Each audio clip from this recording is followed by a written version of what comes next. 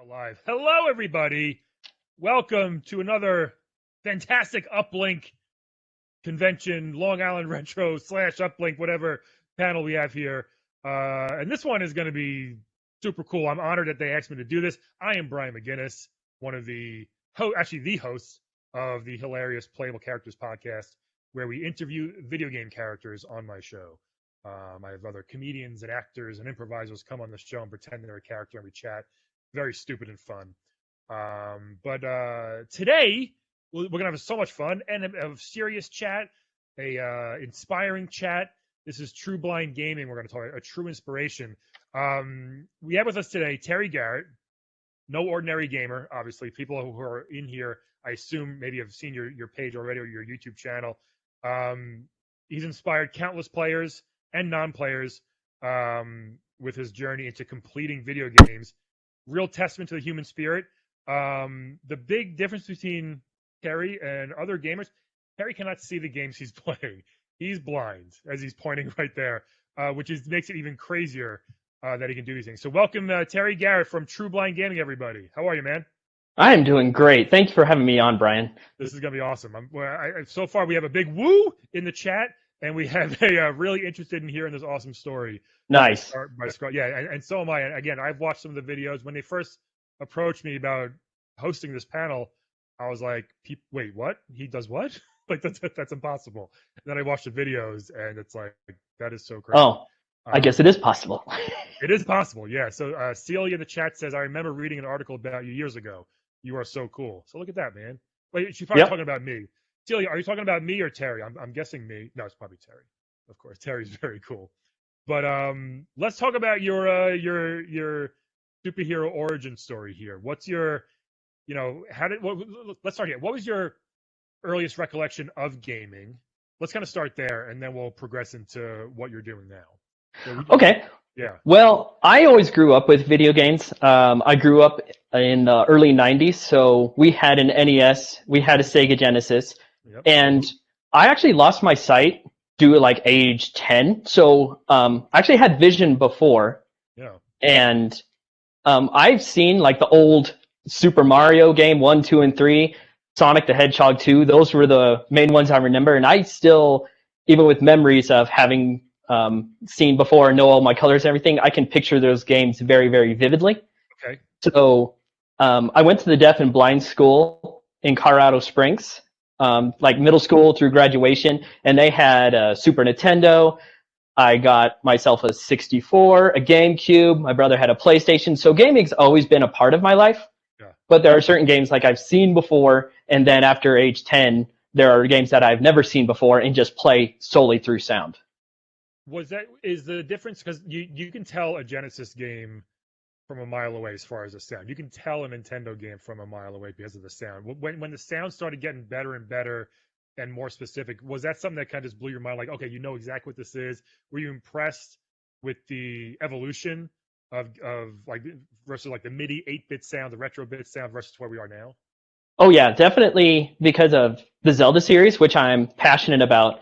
Like the original Nintendo NES Zelda versus like Skyward Sword or Breath of the Wild and Twilight Princess today. It's just a huge advancement in not only sound, but soundtrack, story, and they're just non-comparable, but they're also just great achievements in their lifespan of that time.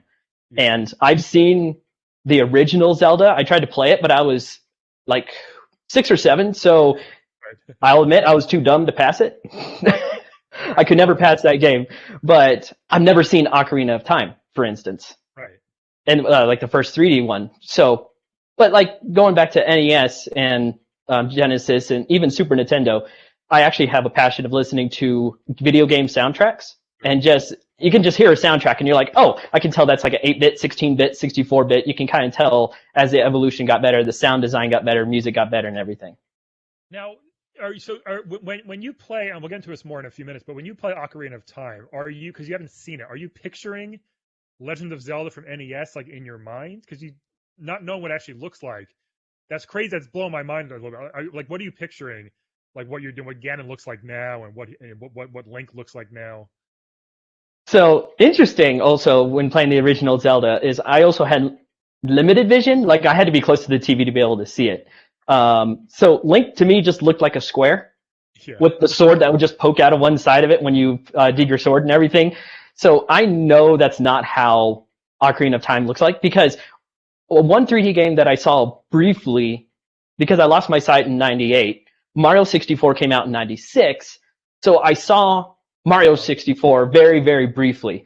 So I know kind of what the 3D polygon looked like at that time. But I never saw Link, but enough descriptions of him around, like the kid in the green clothes with the tunic and the hat, and then the adult Link with basically grown-up version, but then the tights, the undershirt, the boots. And I can get a picture of what that looks like in my head, but I bet if I were to see a picture at some point, I'll be like, I got that right and that wrong. And that's incredible. How'd you lose your sight at 10? What can you get into that? Yeah, so I was born with cataracts in both eyes. Me and my twin brother both were. And that's where the eyes problem stopped for him, but they kept continuing for me. So through the first 10 years of my life, I had 22 eye surgeries that they were required for me to be able to keep my sight. I had glaucoma, inflammation, my corneas clouded over, so they needed to be replaced. My retina's detached. And we still don't know to this day what happened. I think I just got a bad pair of eyes. There's no history of blindness in my family. So, But I lost all the sight in my left eye when I was 5 and all the sight in my right eye when I was 10 due to scar tissue. And they tried to take that scar tissue out, but it just kept coming back like 3 days later. And so to this day, my eyes are still filled with scar tissue. I still have my original eyeballs, but they just don't work anymore. I think the connection between my brain and my eyes is still there.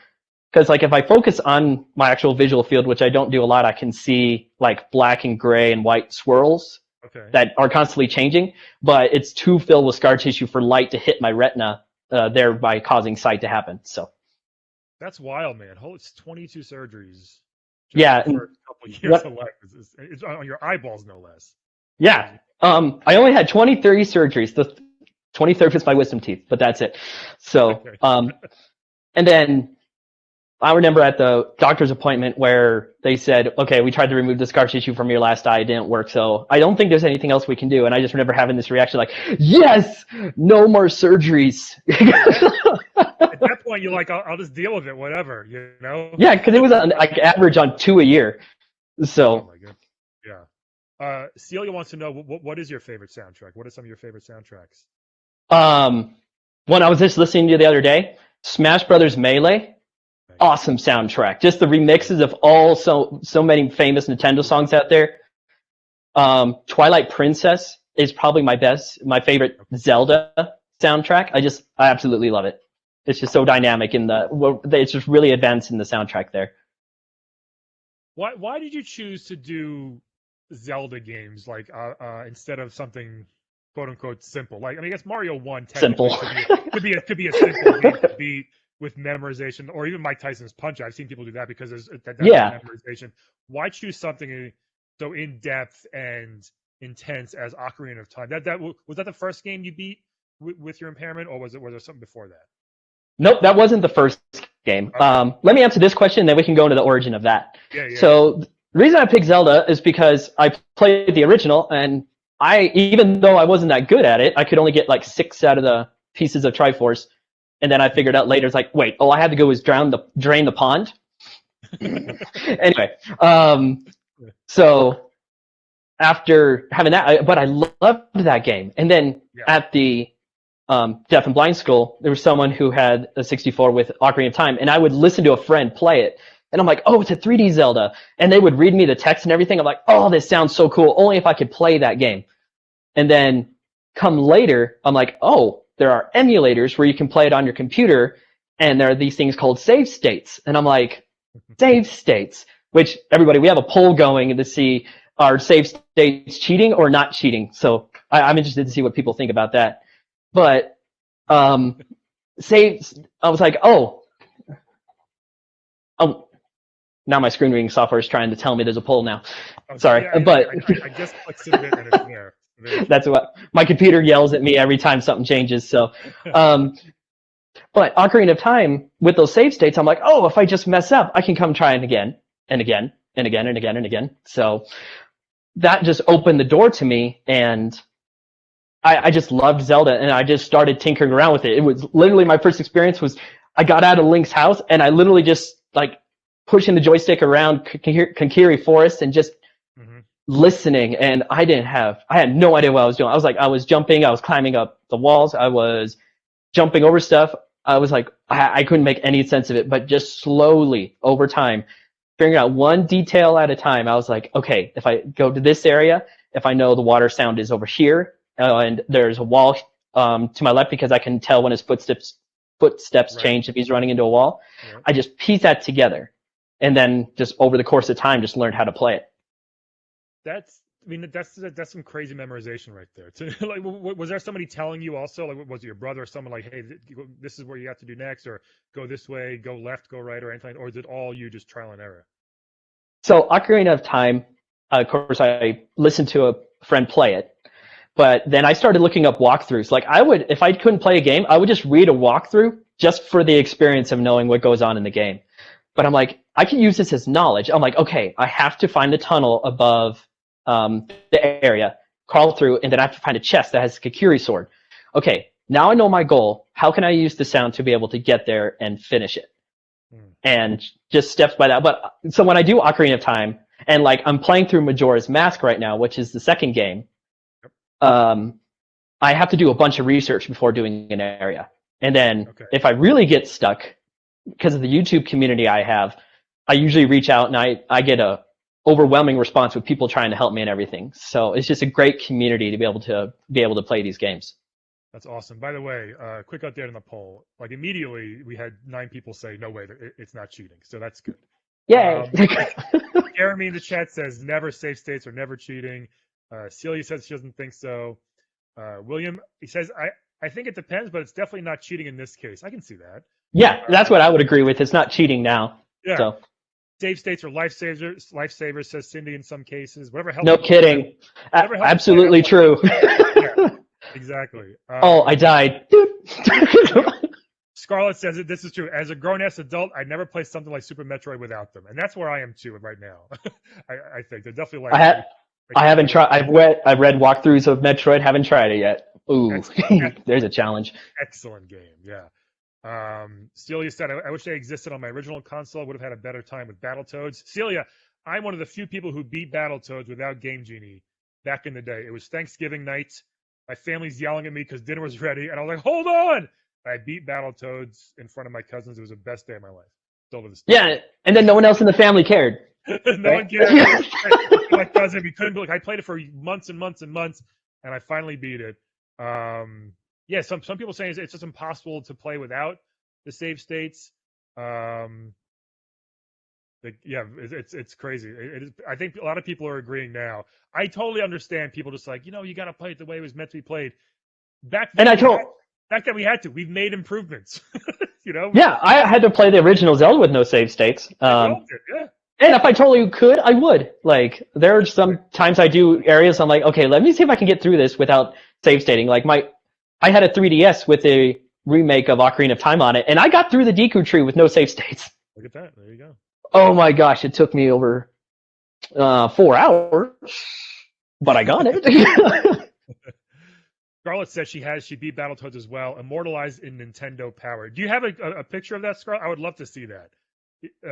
If you have proof that you've I definitely believe you, but I want to see your name. That's pretty awesome that you did that. That's definitely a game I haven't. I didn't play Battletoads, so I didn't even know about it. But Battletoads is considered one of the hardest games. However, people have it wrong because the third level is this speed tunnel thing. It's like these speed bikes, and it's awesome. First of all, nice. The soundtracks. That game has an incredible soundtrack. Battletoads. So yeah, there's someone who put together on YouTube like a classic arrangement of different soundtracks from NES, and Battletoads is on there. I'm like, oh, that sounds neat. Even the pause music in Battletoads, boom, boom, boom, it's the best. So, but the third level is brutally hard unless you understand it, and it's actually pretty simple the more times you play it. The later levels are just borderline psychotic. They're so hard, but it's a great game. It's a great, insane game because they tried so many different genres in one game, kind of, and they made it so Mhm. hard. But it was a very big wannabe TMNT type thing, but it worked. It was Well, fun. that's how about this? Like you mentioned Game Genie. The first game I remember using cheats on to beat Yeah. was Teenage Mutant Ninja Turtles 2, the arcade game. Yeah. I would turn on the Infinite Lives cheat and I would beat the game. And you'd have more fun because if you get to level 7 or 8 and you die with all your continues gone, you're like, ah! Yep. Wait an hour and a half, 2 hours right there. We can't do that now as adults. You know what I mean? So we need the save states. We need the save states or unlimited lives. Not a big deal. I mean, my kill counter would probably rival someone who's playing Dark Souls, but yeah, exactly. I got through the game, so. Cindy in the chat says she remembers when they had the Sonic Mega Collection on PS2 and they had save states were built in. She was so excited. Wait, what? She had the when Sonic Mega Collection on PS2 came out, it had save states. Save states built in? Yeah, so Ooh. it was awesome. I went when games started doing that. It's great. They were built. So do it already, yeah. That's actually an excellent transition into how I actually got started in all of this. Yeah. So the game is Oddworld Inhabitants. They make the Oddworld games. Yeah. And first one was Abe's Odyssey, and then the second one they produced after that was called Abe's Exodus, which had built-in save states. And it was a 2D platformer.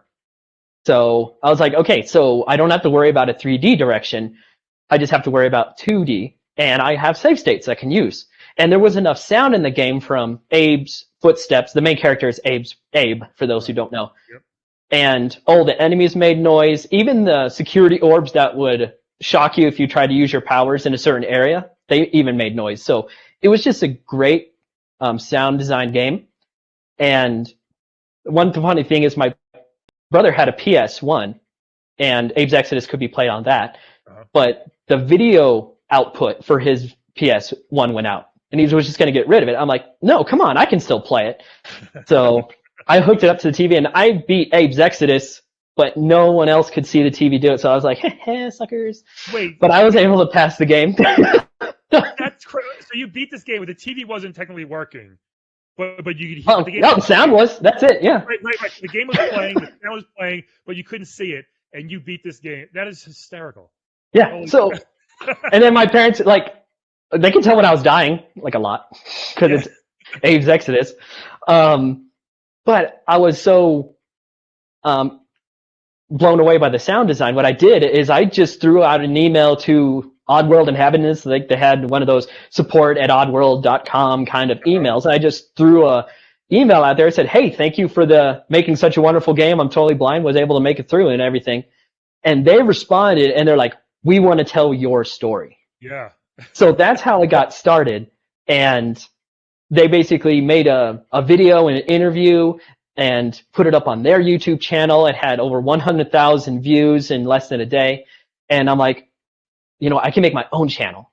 So that's when I started doing, brought up my own YouTube channel in May 2011, put up a few Oddworld game videos, did Bit Trip Runner, which I was playing at that time. It's a sound-based rhythm game.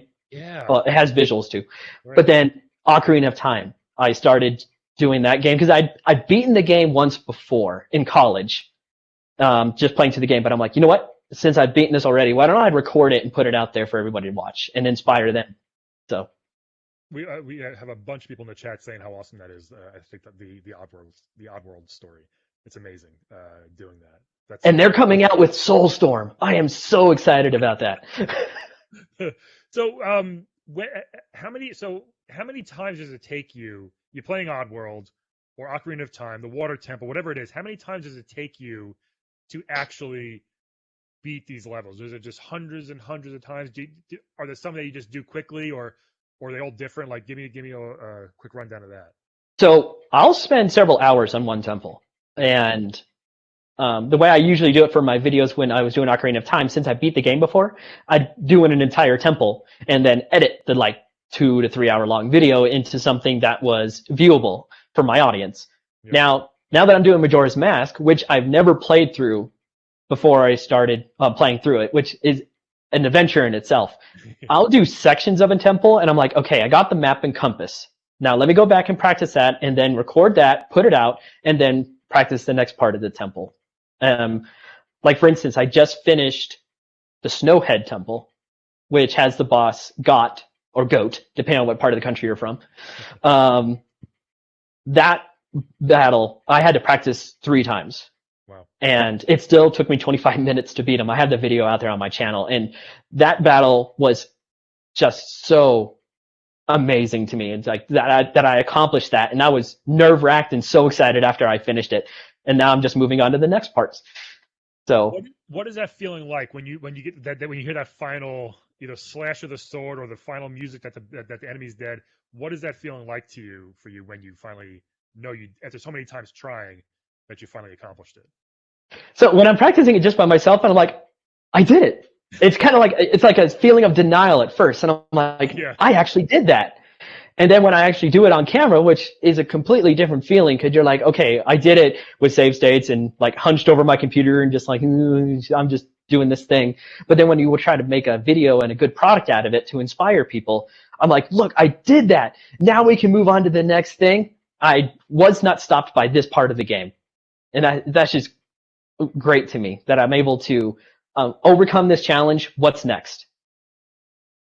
That's incredible, man. What a big thing for you is obviously the sound design and things like that. How important do you think, especially now, games have these freaking 40-piece orchestras and these huge budgets for gaming? Like, can you appreciate still the 8-bit stuff and the current, like a Last of Us, for example? You know what I mean? Like, do you feel like they're both equally as incredible? Do you appreciate the 8-bit sounds as much as the new ensemble cast type things, or do you look at them differently? So 8-bit gaming has its place with the graphics, the sound design, and everything. Now, they were very limited in their sound design. Like going back and trying to play the original Zelda now would basically be like a blindfold run where people memorize movements and everything to pass games, because you can't hear his footsteps, you can't hear the enemies. The sound is just very limited. Now, as we progress through, like Ocarina of Time, where you can hear footsteps, enemies, sound design, into these later systems, the sound just gets so much better, but not only the sound effects themselves, but directional sound. Like, there's a type of sound design that's used in a lot of games that are specifically designed for the blind called binomial sound, which, from what I understand, is recording sounds with, imagine like a mock-up of a head with microphones where your ears would be, and then recording the sound design around that environment, so when it's put into the game, it really is a merciful sound. Like, you can tell things if they're behind you, in front of you, how far away, how close. Yeah. Now, I don't know how much that is used in mainstream games, but one thing that is happening with a lot of sound design, especially in a lot of these hack and slash and everything, is there's too much sound. Because if you get too much sound, too much explosions, and if they don't pay attention enough to just making noise and not actually making the sound, if it's a far away, close, left or right or anything, then it just becomes like a mosh posh of just emptiness that doesn't mean anything to me. So that makes sense. And Yeah, I gotcha. I have a PS5 and they have that 3D sound, that 3D immersive sound. And when you put the headphones on, there are some games that are just like, holy cow, I feel like there's somebody behind me right now. So cool. When I get a PS5, I really want to try The Last of Us 2, which has built-in accessibility features that I've been really wanting to try. And of course, Soulstorm is coming out too. So yeah. I just read the other day that it's like there was a blind person that platinumed Last of Us 2 because of all the accessibility options. Yes, there's over like 60 accessibility options. It's incredible. And Gears of War 5 actually has some accessibility for their Horde mode. So the accessibility is starting to make its way into the mainstream games now. Now, Last of Us 2 is such a visually striking game, and so is God of War, things like that. Like, knowing that you're going to play that and not get to experience what it looks like or what the enemies or the creepy zombie-like infecteds look like, does that take away from the experience for you at all? Or does someone explain it to you, like what they look like or anything? Because there's this one monster in this game, it's called the Rat King, and he's insane looking. It's this big, gross infected monster, and it's such a cool visual. Does that take it away from you at all, or do you still enjoy it just as much? I think when I'm in the middle of the game and I'm playing it, I'm more focused on the challenge of like, how can I get past this, and the sound and the movement, and do I have to be tactical about this, or logical, or fast, and that's what more interests me. But cool. I will say, when I'm playing through Majora's Mask, I have a particular follower who on every video finds something to describe to me. And when they described Got to me and they were basically using the concept art, not the version that's limited by the Nintendo 64 hardware, but the concept art, I'm just like, oh, that is so amazing, because now I'll go back and find them again, and I will, because of how Majora Mask works. I can mentally picture in my head what this monster looks like. Yeah, that's incredible. So I would say I don't miss it, but when I have those opportunities, it does put another block into the puzzle that makes it just that much more enjoyable. Of course, yeah. Celia wants to know, have you tried any of the Ocarina of Time mods? There's a bunch. Actually, yeah, I have.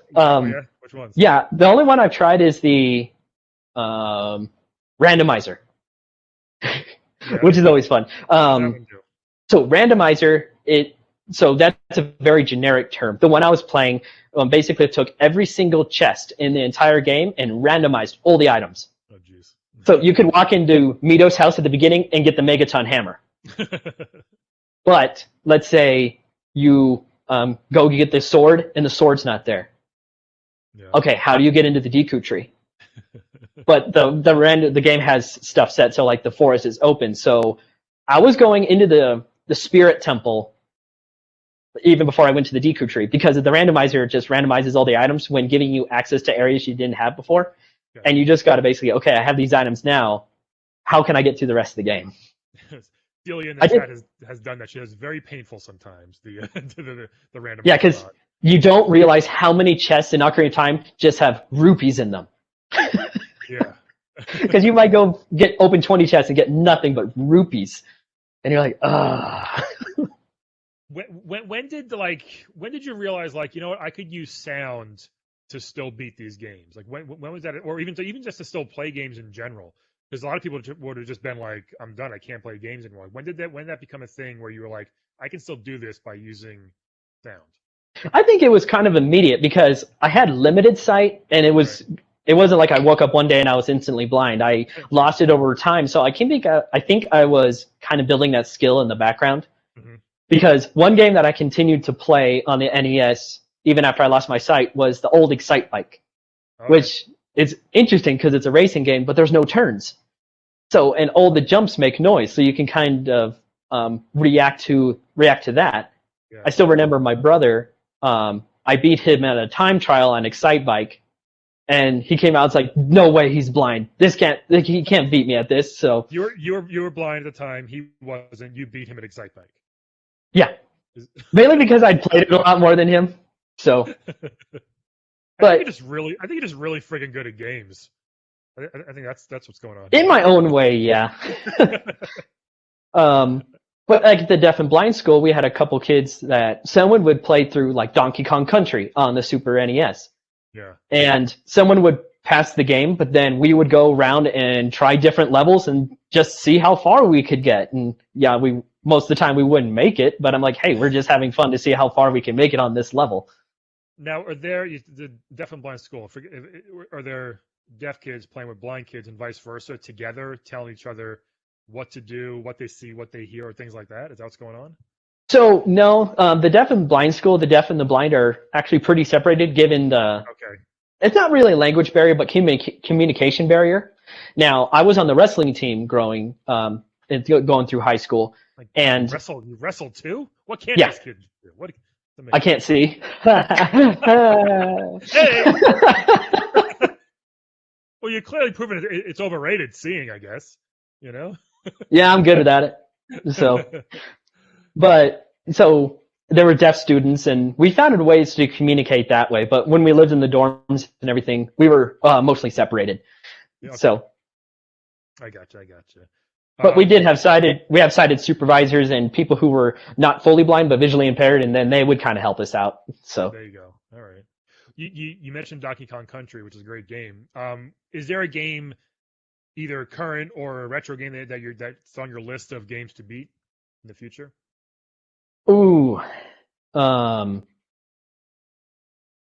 Super Mario World would be one. I'd like to 100% that game. That one's going to be hard though because the sound design is getting better, but it's not 100% there.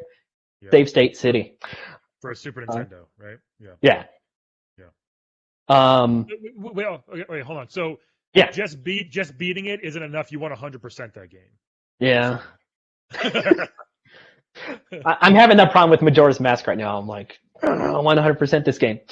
so you don't. It's not just to beat it. Like you're really trying to prove like you could do the entire game that was meant to from start to finish, explore every corner of this game and still do it with no sight. Mm-hmm. That's where you're going. That's incredible. Yeah. Scarlett says she loves how optimistic and excited you are. You got an amazing attitude. Yeah, you really do. It's incredible. Yeah, I just hope I'm not talking too loudly and blowing people's ears out. No. It's perfect. It's perfect. What do you look for in like you mentioned before, some games have too much sound. Mario World, you said it wasn't like great. Like, what are you kind of looking for to know? Is this are there games you just can't play for whatever reason? Or is there something specific you're looking for in the sound design or gameplay that lets you know you can do this? So not only sound design, but a lot of people will know this, but camera control. Yeah. And the two great examples from the 64 era is Mario 64, which had a terrible camera. Terrible. And Zelda Ocarina of Time, which had a wonderful camera with able to do Z targeting, and also if you weren't targeting, it'd zero your camera, so it would basically focus the camera behind the character. Right. So that also is another reason I gravitated towards those games. Mm-hmm. Now, I definitely like the adventure type exploration that Zelda brings. Mario, I know, is more of a platformer, but that kind of interests me too. First-person shooters, I'm not against playing those, but they're not absolutely my favorite. Mm-hmm. I'm going to say it, Dark Souls. I wish I could play Dark Souls. I still haven't touched that one. Everybody who like on my YouTube channel when I used to do videos like a lot in the past, because there was a time I took like a 3-year Oasis and now I'm back. But everybody's like, you got to play Dark Souls. And then I didn't know about this game and then I looked it up and they're like, oh. Yeah, well, I'll die just as much as everybody else does. Yeah, so. Seriously. Okay. But, sorry to go back, and this is gonna open up a wonderful topic. I've thought of a retro game I would love to beat. Let's do it. Portal. I absolutely love Portal. Yeah, Portal 2 I think is one of the best games ever made. Just a few weeks ago I watched a walkthrough of Portal 1 and then Portal 2, and I'm like, oh, they took a formula that was amazing and just made it so much better. But those two games, I'd love to go back and beat those. Yeah. When you watch walkthroughs, what are you looking for? Like, are you just listening to them talk about it, or are you like just trying to get an idea of them explaining what the game is and what they're going through? So I tried to look for two different types of walkthroughs. One's with commentary, that isn't stupid, and then one's without commentary, and it's just the sound. So for instance, Ocarina of Time, do a couple plugs here. Zelda Dungeon, which if anybody's looked up walkthroughs for Zelda, Zelda Dungeon does fantastic work, and the person who does the voiceover for Ocarina of Time and Majora's Mask is absolutely fantastic in telling you what you need to do. But then another channel, Zor Zelda, it does their thing is to make walkthroughs that are basically no damage, not speedrun, but quick walkthroughs. And their idea is like they want to create a product that people can watch like a movie, like a video game's like a movie. Yeah. But so no commentary, but the sound and the graphics is what they're going for a lot of. But the sound is absolutely amazing. So, okay, I listened to one with a commentary. I know what to do in this area. Now I'm going to go listen to this one, and now I know what sounds to listen for. And then I'll go, if I have any gaps or anything, I'll go try to find text ones and read up on, because everybody might throw a different nugget in there. It's like, there's a crate, there's a box, there's a fence. It's just the way people read it. I'm like, they didn't know that, but that little hint right there is all I needed. That's awesome. Yeah. And then I go and practice, and it takes me quite a while, like hours, to get through a certain section. I bet. I mean, yeah, you're piecing two things together, the commentary and the non-commentary, and kind of going off of that. It's incredible. Yeah. Delia said, check out Mischief Makers on N64. It's one of the few 2D platformers on the N64. No cap. Oh, Mischief Makers. Okay, that'll be easier to remember. There you go. Okay. And Amanda said you'll do fine with Dark Souls. And Celia said, "Oh my God, Portal is retro now. Shoot, we're getting old. We are." Yeah. Yeah. What do you think the hardest game you ever completed was? Is it Ocarina of Time, or is there something else that I'm gonna hate you more now for? That you just beat a super hard game? Hardest game I ever completed. I would say Majora's Mask is harder than Ocarina of Time. Yeah. I think people say that, yeah. Like with Portal, Majora's Mask, I think, was the formula that they wanted to go with Ocarina of Time, and just took it to the max and did such an incredible job. But I'm making it so much harder doing 100% because Majora's Mask is a very side quest driven game. The main storyline, if you just do everything main storyline, it's actually quite short. Oh yeah. So Majora's Mask is probably my biggest challenge right now. Before that, it was Oddworld Abe's Exodus. Right. For sure. You don't want to try just an easy game like Dig Dug or something like that on the Atari? Nothing simple. Frogger, maybe? I don't know. Lemmings? Lemmings, there you go. That game would make you mad too, though. I've blown up Lemmings on purpose just because I was getting so mad at the game. You can make him self-destruct. I just do it all the time. No, the game was out when I had still had sight, and I'm like, what does that thing do? And I led a lemming into it. I'm like, yeah, oh, that's what it does. I should stay away from that thing. Yep. Awesome. I mean, I think your whole thing, obviously you're beating these games, but it's such a life lesson, I think. Like, is there something that did you know you were setting out to be this inspiration to people, or were you just like, I still just want to play games? You know, because people really do look at you like, this is incredible what you're doing. Like, is there a life lesson you want to convey to people or anything, or even people who have impairments or disabilities, to say to them? Yeah, the former for sure. Yeah. A lot of people's like, oh, Terry's such a hardcore gamer, and I'm like, I don't look myself as a gamer. Like I'm not playing like a ton of games. I pick one or two, and then I kind of stay with those projects for a while. I stay up to games a little bit, mostly ones I'm interested in. But I created my channel not to show like I can play games, but it's to inspire people. Because I feel after losing my sight, and I do this not only in gaming, but my other hobby is fitness. I do that in the workout room. I do that in my daily life. I'm a software engineer, so at work, I try to carry myself to inspire people out there that even though you might have difficulties, and I will admit there are difficulties that are greater than mine. Blindness, in my opinion, is not hard to deal with. There are many, much, much harder things out there, emotionally, socially, physically, stuff like that. And I just want to be an inspiration. I want people to look at my games and go, instead of, well, he's such a hardcore gamer, versus that dude just inspired me to try to do something in my life. Yeah. And that is the one solo reason why I make the videos. It's not to prove that I'm good at games or better than the next person, but it's to inspire people to just shoot for goals, figure out there's no challenge. Like what we say in True Blind Gaming is there's no limit but yourself.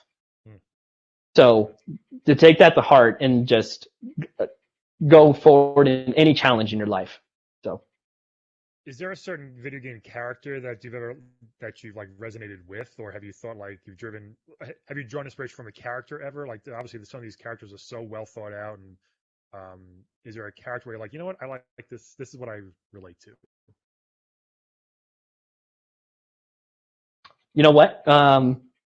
Little segue, because it's just literally what popped into my head, but it's not a video game, but a show. Yeah. Avatar: The Last Airbender. Everybody knows. Yeah. I know what you're doing this weekend. Sorry. It's on my list to check out. I never have yet. Yeah. Well, I only watched it like less than 6 months ago.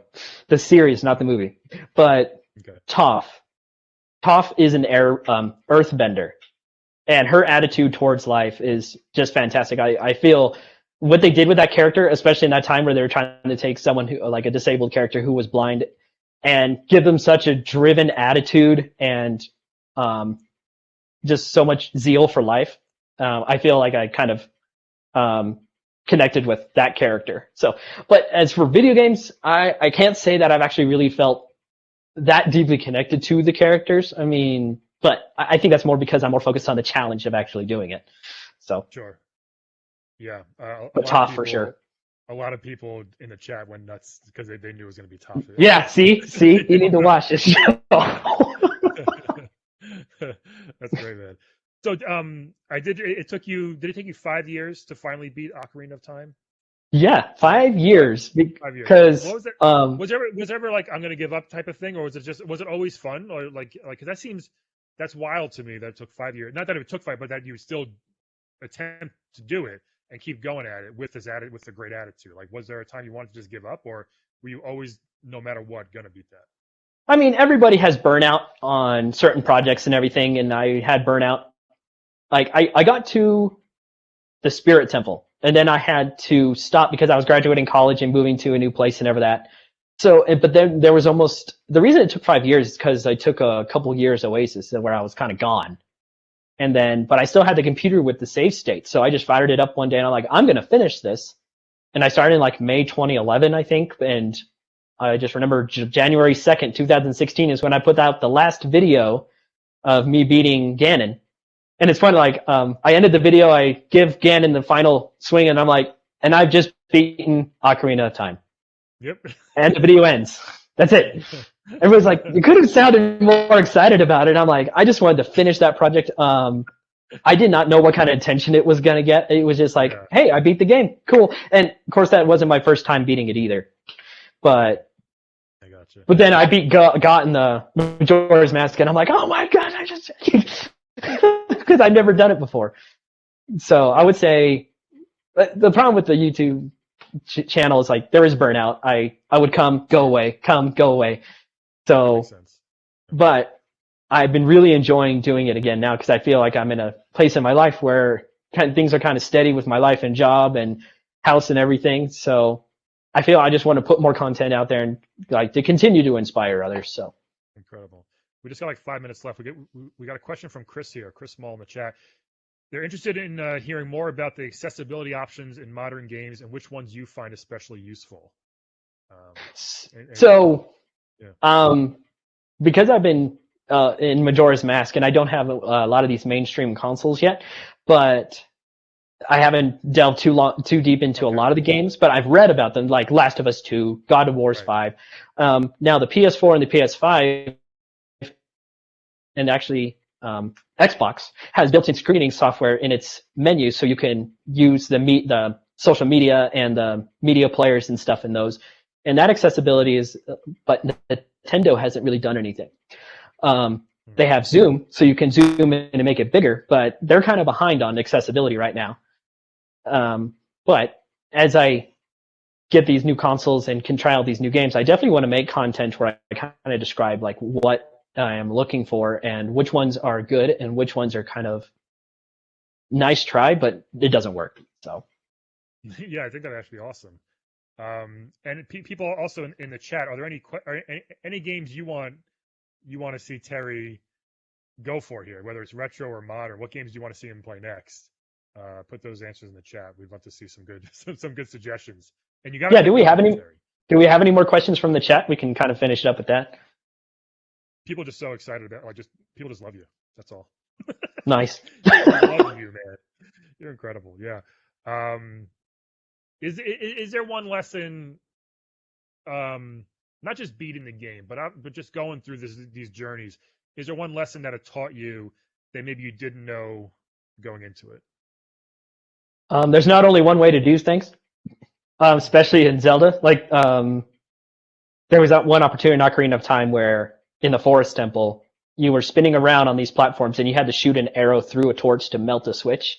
I'm like, well, that sounds hard and complicated. Why don't I just go over where the switch is and use Den's fire and try to melt it? And I'm like, oh, it actually worked. So the fact that there's more than one way to do things, like in Majora's Mask right now, I'm trying to get through the infamous them, the aliens, and before you battle them, you have to practice shooting balloons on your horse. And all the walkthroughs will tell you you have to get 10 out of 10. It doesn't within the 2-minute limit. I just sat there and let the time run out, and I figured out, oh, if you just sit there, she'll teach you the song anyway. You don't have to complete it. I'm like, oh, well, that's nice. I skipped a whole part of the game I didn't think I was going to be able to do without major help. So there's more than one way to do things in games. Yeah. Speedrunners know that. So. yeah, right.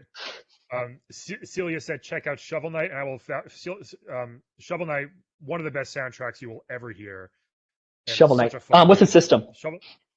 It's on everything, I think. Okay. It's on Switch, PS4, Xbox. It's incredible. Like, yeah, Mischief Maker, Shovel Knight. Okay. Soundtrack to Shovel Knight is absolutely incredible. It's such a great retro inspired game. And 2 more quick questions here before we got to wrap it up. This has been so amazing, though. Can you talk about a transition between cartridge to CD-based medium and whether or not that was impactful to you from an audio quality standpoint? That's a good question, because things got much better once they were finally on a CD. Yeah, I would definitely think so, because N64 to GameCube. Now, GameCubes were compact discs, but like the sound design between Nintendo 64, Smash Brothers versus Melee, oh, it was fantastic. They added steps, they added stereo sound. It was just incredible, and the soundtracks were just so much better. Yeah. And have you ever tried any JRPGs? DL wants to know. I am actually. See, I'm not a gamer. I'm not familiar with what a JRPG is. I know what an RPG is. I think that's like the Japanese role playing. They're more like, man, I can't even give an example. I'm so terrible at those. Oh, Genshin Genshin's an RPG, isn't it? Yeah, probably. I mean, I would have to probably turn it to English, which I know a lot of people wouldn't like, but. Come on, everybody, let him do it. I was like, oh, the English dub is so horrible, and I'm like, but sorry, subtitles don't really cut it. Yeah. But I wouldn't be like Final Fantasy, yeah. Oh, okay. Yeah. I think Final Fantasy would be great, and actually the battle in the older ones would actually be a little more user friendly since it's turn based. Yep. So, and my brother played Final Fantasy, so I know of it. I just haven't looked too deeply into it, but yeah, that type of game I would gravitate towards. Awesome, very cool. Last words of wisdom. What do you want to leave people with here, Terry? And by the way, people, if you haven't checked out his channel yet, True Blind Gaming on YouTube, please check it out. Yeah, True Blind Gaming. You can also search Mega T Garrett, because that was my old name, and YouTube's algorithm is still kind of switching over from one to the other. But I just want everybody to remember, the only limit is yourself. Just remember that. And just go out there, make 2021 the best year you've ever had. Incredible, man. This has been so great. I mean, just from hearing about the story just from 2-3 weeks ago and now talking to you, this has been so great. Laura in the chat just said, never been so inspired to actually do something with my life. Thank you for this, Terry. Go. I agree, man. Do it. I agree. Fitness, relationships, job, gaming, whatever. Go and do it. I love it, man. Dude, thanks so much for your time. This has been really incredible. And everybody in the chat, thank you so much for getting involved and loving this story. Awesome. Thank you, everybody. Thanks, man. Been outstanding.